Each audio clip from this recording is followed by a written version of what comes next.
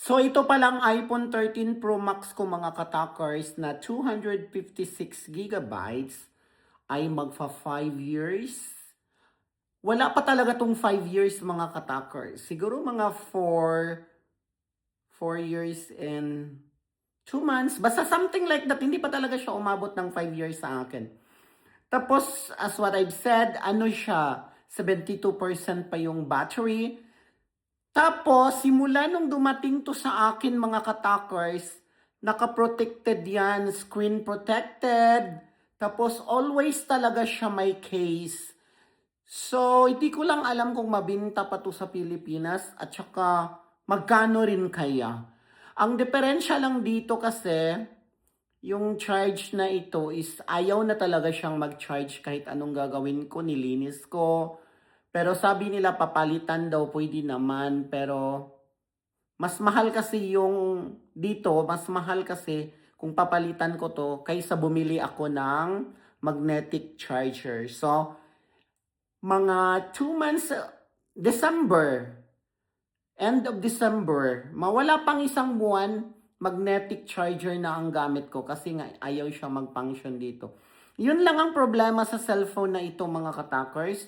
Wala talaga siyang garas. Hamis pa sa keyboard sa imong uyab. Charot. Hamis kini siya mga katakers. Walay damage, walay garas, wala tanan, walay buak. Kasi protected nga siya sa casing at saka sa screen niya. So, nakailang palit ako ng screen kasi na bibiak or nagsasawa ako. So, pinapalitan ko siya ng glass, ng plastic. Kaya protected talaga siya. Since then, na naging akin ito siya. Brand new to before, pero 4 years old more. 4 years old and more siya. So, hindi ko alam kung mabenta pa to, kung magkano kaya. Since wala na ito dito or papalitan ito or I don't know, pero the magnetic charging is functioning, so I don't know.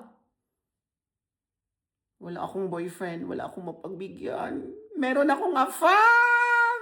Kaya, comment down below kung magkano kaya ito o mabenta pa kaya ito na pag-iwanan na kasi ito ng panahon. 13, 14, 15, 16, 17.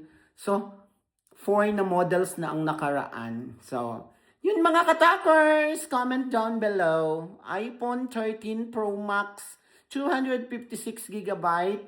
Blue to siya mga katakers. Ano ba yung color nito? Basta may pagka-gray blue siya. So,